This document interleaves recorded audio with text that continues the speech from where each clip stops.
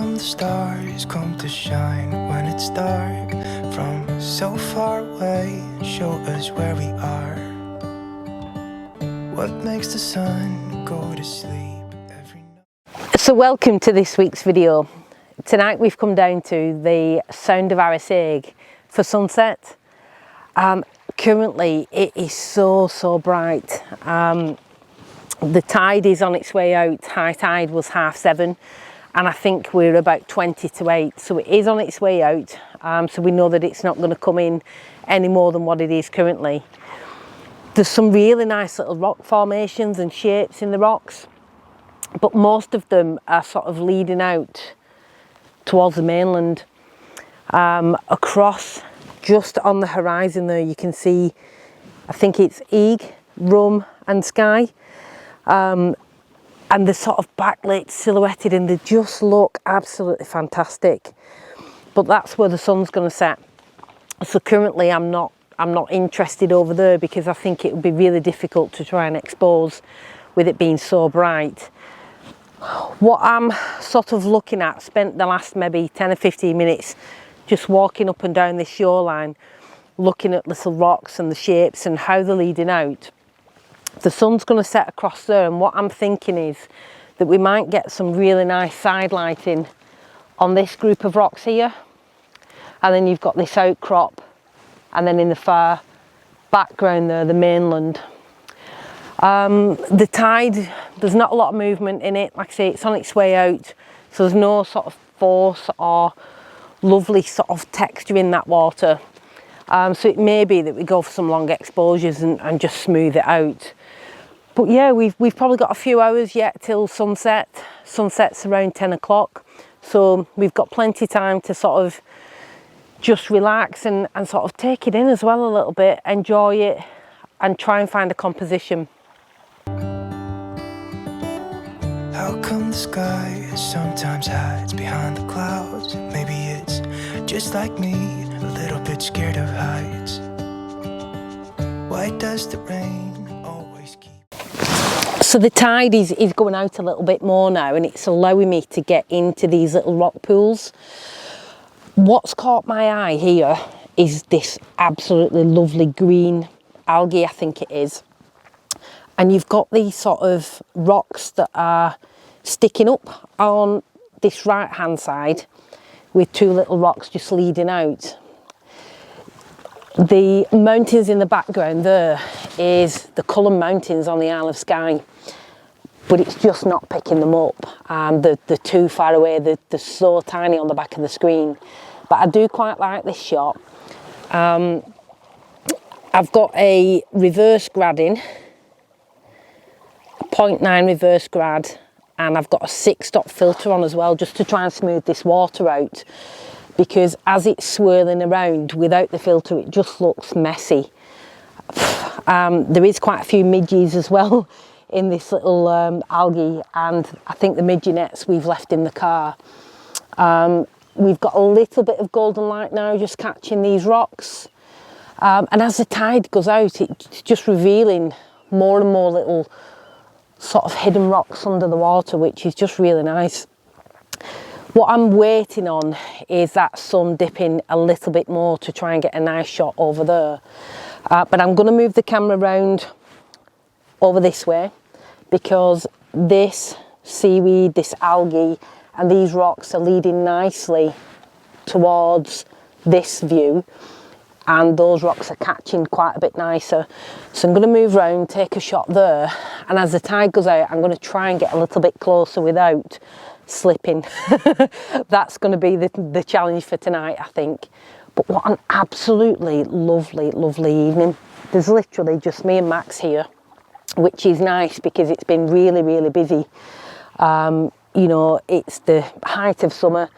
There's camper vans and tents everywhere, but we've managed to find an absolutely beautiful little spot where there's nobody else, just to enjoy our last night.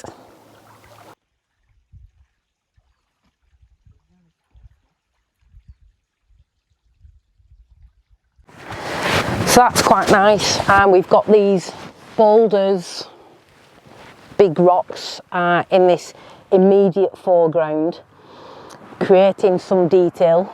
And then we've got this massive green. It's just absolutely lovely. These two rocks stood up on the left, this sort of huge rock that's sticking out, and then those mountains in the background. The colours are just really, really nice. And what I'm going to do is just drop a 6-stop filter in, just to smooth that water again. But I think that's going to be a really, really nice shot.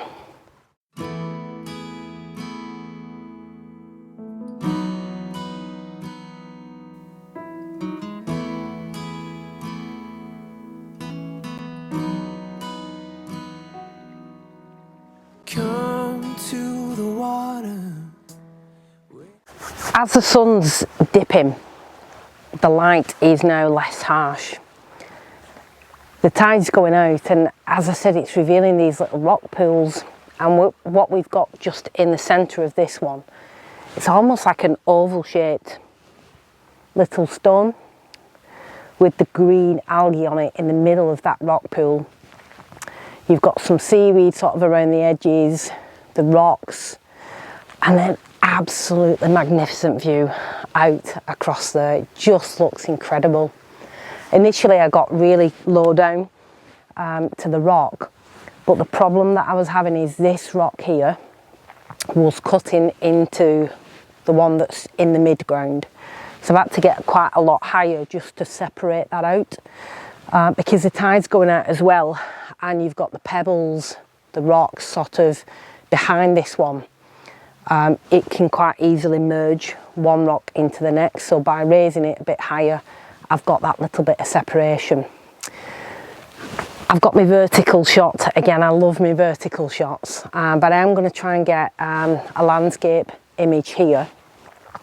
And I think probably these might be the last couple, unless as the sun goes down, all of this really light, wispy high cloud, whether that might light. But currently we've got an absolutely beautiful orange hue just across that horizon, and the mountains are in silhouette. It's just beautiful, absolutely lovely. Couldn't have wished for more for our last night. So I don't know if you can see that on the back of the camera there, but the green of this algae sort of goes all the way around the outskirts of the image, with the water in the middle, the little rock, the sort of rocks either side, left and right, rocks in the mid-ground, and then obviously that view as the sun is setting. And I'm on 20 seconds on the exposure there at f16 and ISO 64. I've got a reverse grad in, and I swapped out my 6-stop for the 3-stop ND. Otherwise the exposure time would just be far too long. But it is lovely, it is smoothing out the water. I've got a little bit of burnout where the sun is, and that reflection on the sun, on the water there. But I'm not bothered. I just think it's such a lovely image. Really, really nice. The greens against the orange is just, I think it just makes it pop.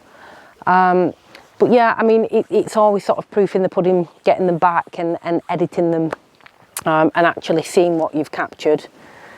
But I am quite happy with a couple of those images. I'm on a bit of a wobbly rock here, so I'm going to just hop down from that.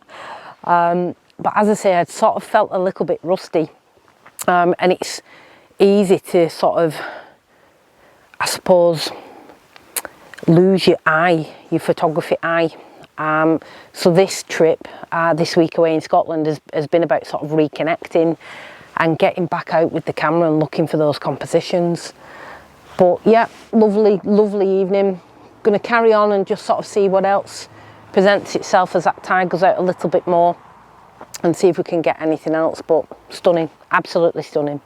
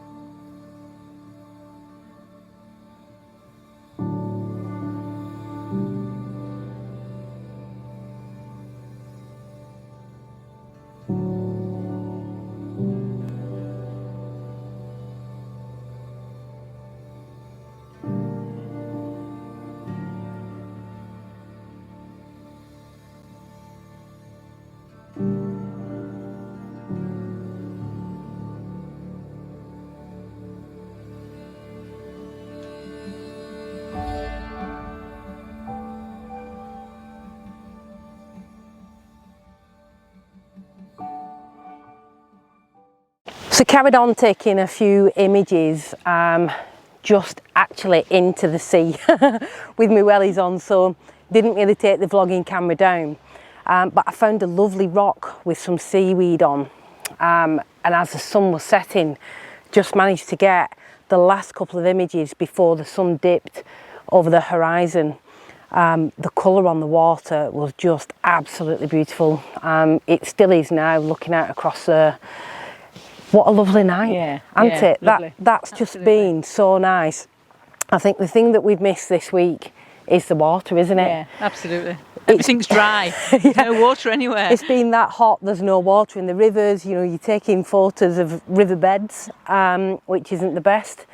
But absolutely lovely, and we would definitely come back to this little spot again. Yeah, absolutely. So from the sound of Arisaig, which we used to call Arisaig, we'll say adios for this week, and hopefully we'll see you again next week. So take care. Adios.